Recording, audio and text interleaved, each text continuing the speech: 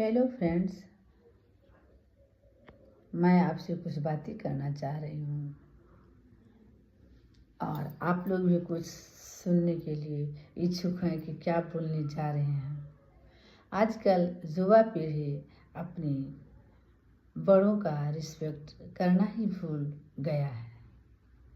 बस जो अपने मन में आता है वही करते हैं, लेकिन जब उन्हें ठेस लगता है, जब उन्हें कोई तरह की चोट लगती है समाज के द्वारा, बाहरी दुश्मनों के द्वारा, तो उन्हें अपने से बड़ों का घर में कहीं भी बातें याद पड़ती हैं कि मेरे फादर ऐसे कहते थे, मेरी माँ ऐसी बोलती थी, वो याद आता है। लेकिन जब काम बिगड़ जाता है तब फादर माँ की बात याद आती है कि ये भी ज़िंदगी में होता है।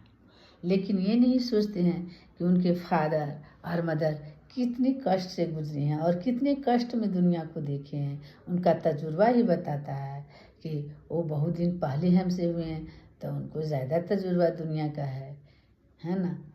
लेकिन बच्चे इस पढ़ाई लिखाई के दौरान, आधुनिकता के दौरान सभी बातें भूल जाते हैं और थोड़ा अच्छे बच्चे भी अपने मन को ढलती हुई दुनिया में, बढ़ता हुआ फैशन में डालने लगते हैं, जिससे थोड़ा सा फादर को तो उतना ना लगता है, लेकिन जो माँ पढ़ी लिखी है उनको ज़्यादा लगता है कि बच्चे किस ओर जा रहे हैं, बढ़ता हुआ फैशन में चले जा रहे हैं, कहीं ना मेरा बच्चा जाके बिगड़ जाए उस फैशन में। इसकी दिन रात उसे रटन रहती है, घुटन रहती है।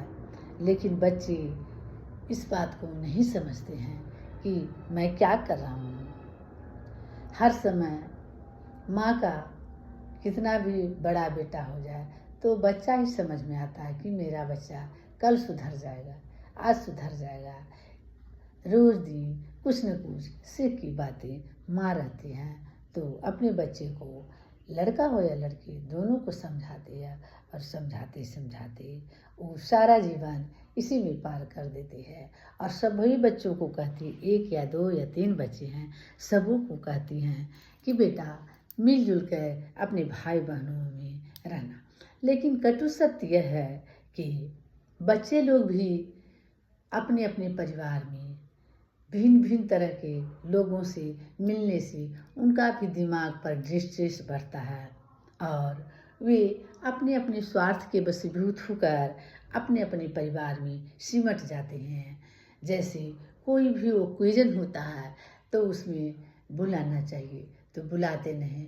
कुछ लोग जो बड़े रहते हैं वो कभी घमंड से भी नहीं आते हैं कि जाओ, नहीं बुलाया तो नहीं जाएंगे। लेकिन ऐसा नहीं करना चाहिए।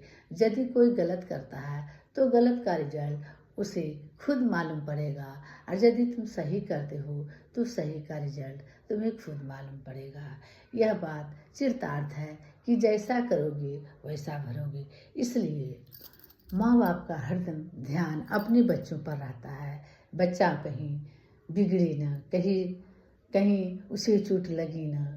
जब भी बच्चा बीमार पड़ता है तो माँ 24 घंटे उसके सिरहाने में बैठकर उसकी देखभाल करती है।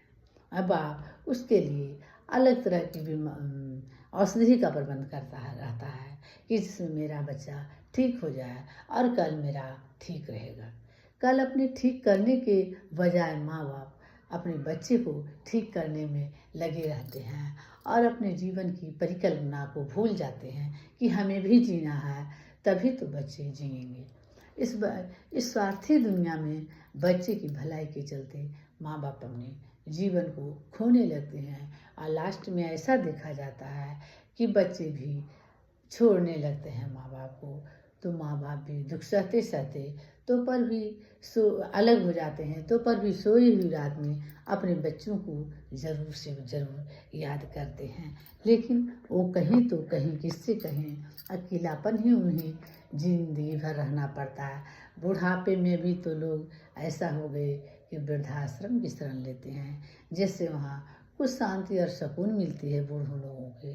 और बच्चे लोग इस बात को नहीं समझते हैं कि बच्चे बूढ़े लोग रहेंगे तो आपके घर की सुरक्षा रहेगी।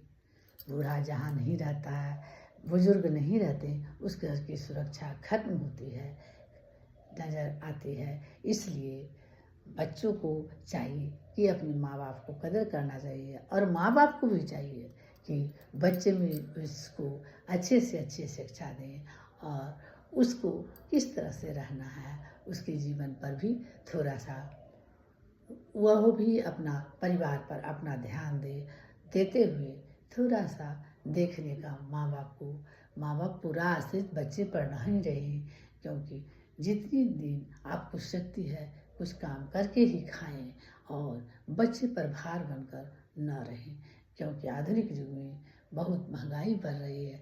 यदि आप 50-60 के हुए उसी टाइम से बच्चे पर भार स्वरूप रह जाएंगे तो नेसेसरी है बच्चे एक दिन उठ के आपको छोड़ देंगे और अपने बच्चे के प्रति उनका रुझान ज़्यादा होगा। इसलिए माँ बाप से भी अनुरोध है कि बच्चे को सहायता प्रदान करते रहें और वक्त वक्त पर उनका सहारा बने और अपने से कमाने का भरसक प्रयत्न करें। जब तक ताकत है तब तक रहें, खुशी रहें, अच्छा से रहें, यही मेरी शुभकामना है। माँ भी अपने बच्चे को ज़िंदगी भर प्यार करे और बच्चे भी अपने माँ बाप को ज़िंदगी भर रिस्पेक्ट करें, यही हमारी शुभकामना है।